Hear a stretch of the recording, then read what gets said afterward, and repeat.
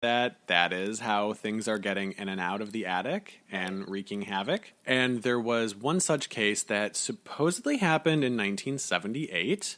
I'm very excited that you're going to talk about this case. I know this one. And I have heard this story so many times. It's on every ghost tour. Every ghost tour. I mean, every vampire tour. You have to tell it. There are some variances in the story, and every time they tell you this story on a tour, they will always tell you that it's a matter of police record. Yes. Which I think is really cool, but I would like to be able to gain access to that because I went online and I could not even find the names of these two women. Right. All I was able to find were people on forums asking about whether or not it was real. Right. So if it's really a matter of police record, I would like somebody to please show me the records because I looked. Where's your birth certificate? Where is it, girl? I want to see it, Henny. So these two women, and reports on this differ. I've heard that they were interns and that they were working at the museum at the convent. I've also heard that they were reporters. I've also occasionally heard that they were sort of amateur paranormal investigators. But the one that I most commonly hear is that they were interns, so we'll go with that. And they had been asking about the third floor and what was up in the attic because naturally they had heard the stories. Right. And they really wanted to know. And they asked about it so much and they kept trying to go over this person's head and that person's head to get the permission from somebody else. And they got so frustrated with these girls that they literally told them, if you make another mention about what's upstairs, we are firing you, you are leaving, you are done here. Which I could see. After so many people bug you about it, you're kind of already finished. Yeah. And they were real pushy and nosy about it because they wanted to know. Of course, yeah. So their plan was to camp outside on the street one evening with some kind of video camera and see if they could record the shutters opening and anything entering or leaving the attic. So story goes that at some point during the evening, if you look at the footage, the camera lifts up on the tripod and it gets smashed and it goes black. The next morning, the bodies of the two girls were discovered outside of the St. Mary's Chapel, which is just next door to the convent, and it's attached to it. And their bodies were naked, and they were posed with their hands outstretched, facing each other. And each of them had incisions or marks on their back, and they were drained of a good 70 to 80% of their blood. Here's my favorite part about this. That's my favorite part too, I think. About the depiction that's on top of the chapel. Oh, no. Well, the blood thing, we'll get to that. That's really important. That's my favorite part. That's pretty cool too. Science. So have you ever looked at the depiction that's above the doors where they were found? I can't remember what it is, to be honest. It's two angels or cherubs, and they have their arms outstretched, and they're holding a chalice between the two of them. Oh, heard. And if we're talking about the Bible and the Catholics, what do we think is inside of that chalice?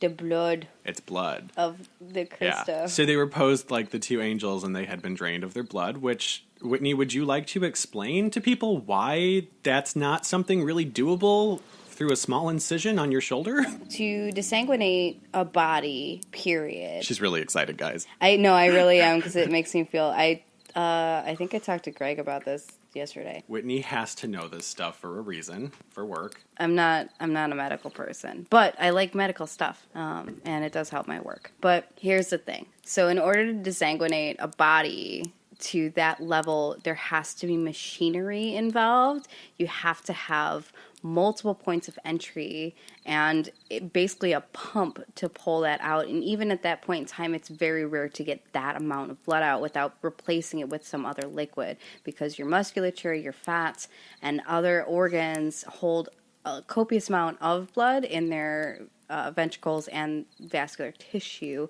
generally. But in order for that to happen, something needs to replace these things. Otherwise, there is no possibility for it to get to that amount.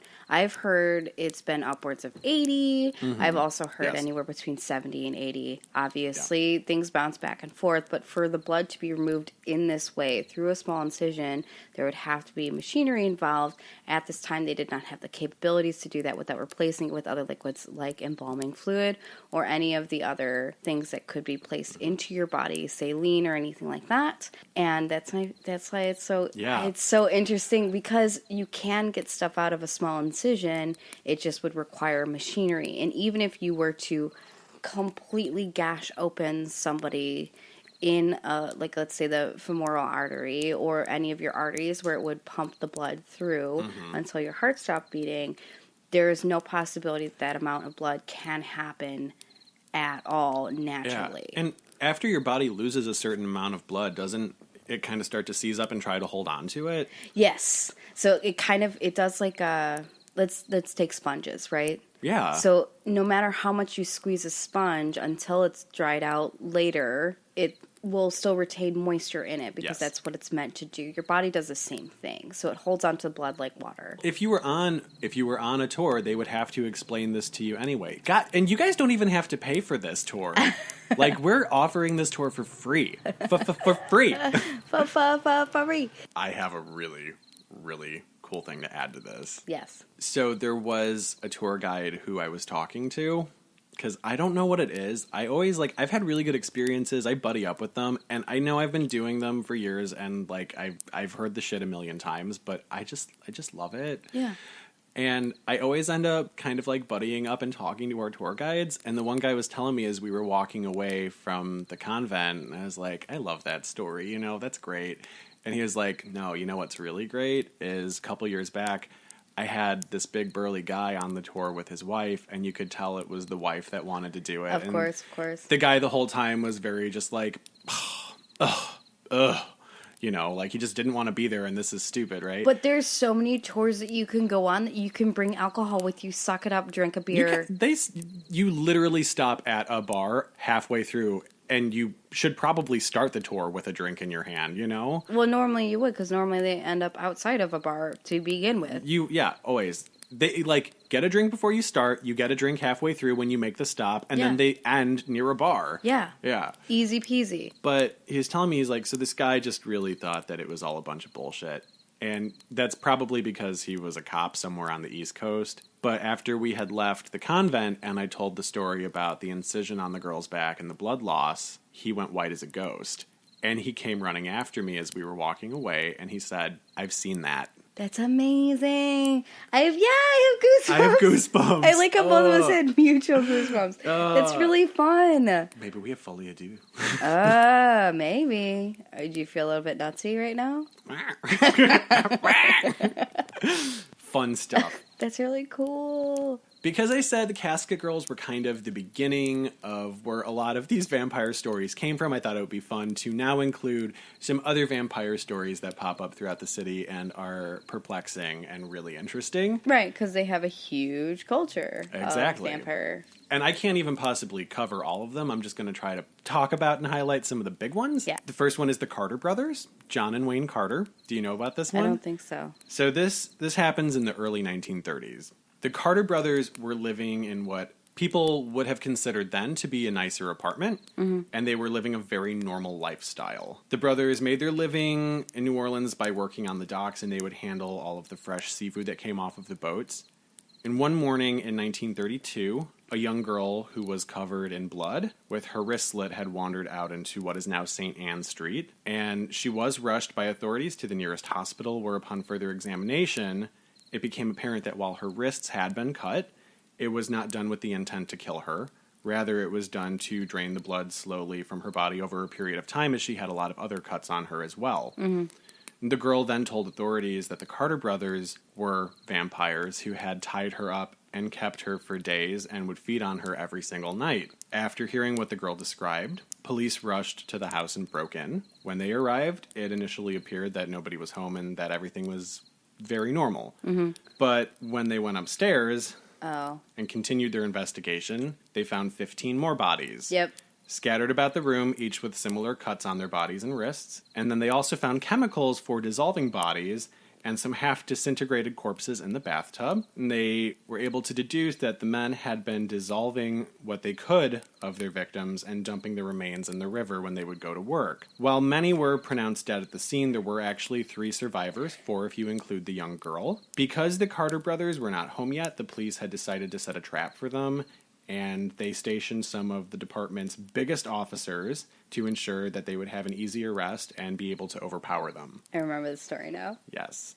And the Carter brothers were not large men by any means. No. Very slight, very slender gentlemans. The two of them, they said, were around 5'6", weighed less than 160 pounds each.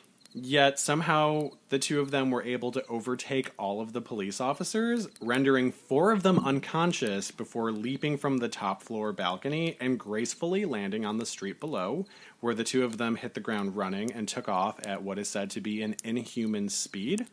A feat which one would think would be impossible for the average man.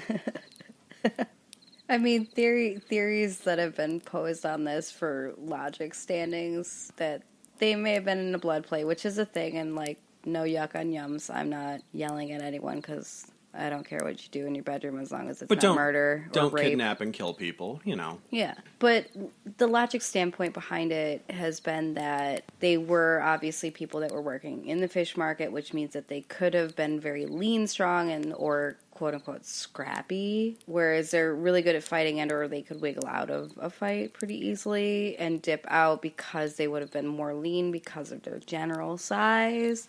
They would have possibly been more, people that are better at stretches and their bodies are more flexible, are much more able to survive hard incidents, including car crashes. Or a jump from a top floor balcony. Or a jump from a top floor balcony. Or, like, that coupled with adrenaline can make you... I'm just saying that there's logical premises behind this, but I do enjoy the vampire aspect. While apparently very strong, the Carter brothers were not very intelligent, as they did still decide that they were going to go to work the next day.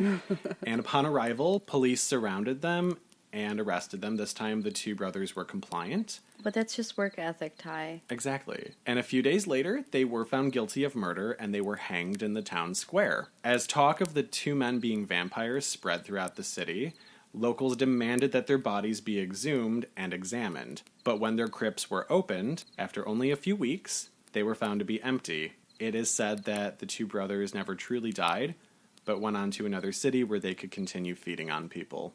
Oh. Some New Orleans residents have told stories that the brothers still like to make appearances, especially around Mardi Gras, when there are a lot of visitors in town. And a lot of people go missing. Exactly. And that apartment still exists today. It is privately owned, and I've walked past it, you've walked past it. One of the owners of the apartment has said that one evening, after they had just purchased the home, they arrived back at the property, and once inside noticed 2 gentlemen out on the second floor balcony. And when they rushed out to yell at them, the men leaped off the balcony, and upon looking at the street below, there was nobody there. So maybe they came back. Or it could be their ghosts. Ooh, spooky. So spook. I just think, like, I don't know, I guess maybe grave robbers or something could have taken the bodies. Yeah. But you know what I'm saying? It's just, I think it's so fun that the bodies were gone. I agree. Like I said, I like the logical premise of it, like the explanations behind it, but I want to buy into the lore more. Because it's a whole lot of, well, but this could be a thing, and this could explain that too, and I guess after all the other what-ifs, this could also be a thing. Yeah. So it just seems like it's a lot of what-ifs.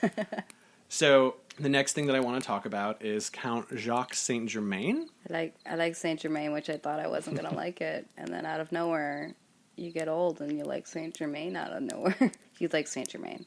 Oh, okay. It's a liquor. Gotcha. I was like, I don't know. It's a very bitter liquor. Oh. But it goes very well with gin. Oh, I like gin. Oh, I like gin. And as things go, I typically like bitter things. I don't. But I do oddly like that coupled with gin. This dude arrives in New Orleans in 1903. And he takes up residency in the French Quarter. So when Duder shows up, he starts telling people that he's a descendant of a super wealthy and well-connected aristocrat who lived back in France from the 1700s, right? And he's always described as being very well-dressed and well-spoken. Those that met him would often say that he was exceedingly charming and that he had mastered the art of conversation. Uh-huh. He was, by all accounts, truly fascinating to listen to. And he would tell these amazing stories that would captivate women and men at whatever party he attended. So it was like when he would speak, everybody else in the room would just shut up. Right. And I love that. Yeah, it's called charisma. He enjoyed entertaining guests at his own home and would often have parties of his own. So that became a regular thing. So, like, just this guy, real easy to be friends with, right? He's like, hey, I don't know, what day is it? Party. Yeah. I'm beautiful. I'm intelligent. You love listening to me. I like to have parties.